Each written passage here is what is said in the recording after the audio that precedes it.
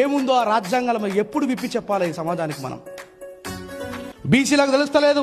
Article 340 ప్రకారం బాబాసాహెబ్ అంబేద్కర్ గారు విద్యా ఉద్యోగాలలో 27% రిజర్వేషన్ అప్లికేబుల్ అవుతున్నది.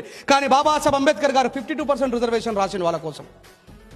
ఒక పెద్ద ఆయన పేరు చెప్పను, ఆయన చెప్తారు, మిస్టర్ అంబేద్కర్ నువ్వు రాసుకుంటే ఎస్సీ ఎస్టీల కోసం రాసుకో, బీసీల నాయకుని నేను, బీసీల కోసం నువ్వెందుకు ఆలోచిస్తావని చెప్పేసి Babasaheb Ambedkar BC people should need reservation అని చెప్పి రాస్తాడు.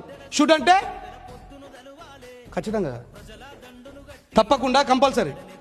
అంబేద్కర్ గారి మనసుని క్షీణింపజేసి ఆ బీసీ నాయకుడు ఆ షుడ్ అనే పదాన్ని తీసి కెనన్ పెట్టిస్తాడు.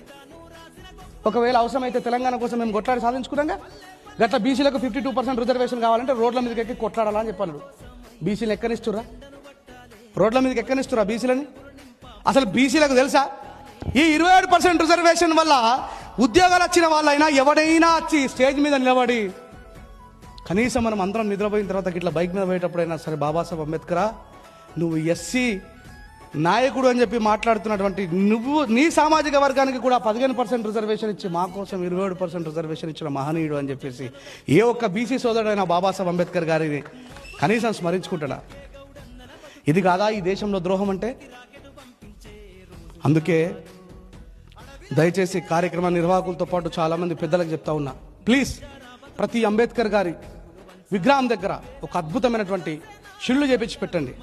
ఆర్టికల్ 340 ప్రకారం ఈ రోజు 27% రిజర్వేషన్ అనుభవిస్తుంది బీసీలు అని చెప్పేసి బీసీ సామాజిక వర్గానికి తెలవాలా, కొత్తగా వస్తున్న తమ్ములకు తెలవాలా. రోజులు రావాలంటే అనగాలిన వర్గాలకు అధికారం దక్కాలంటే బానిస బతుకులే పోయి మా రోజులు రావాలంటే అనగాలిన వర్గాలకు అధికారం దక్కాలంటే పల్లె పల్లెల్లో బహుజన జెండా ఎగరయ్యాలో అందరి కోసం ఈ జనముల జెండను పట్టాలే, బతుకుల్లో వెలుగులు నింప బహుజన వాదం ఎత్తాలే.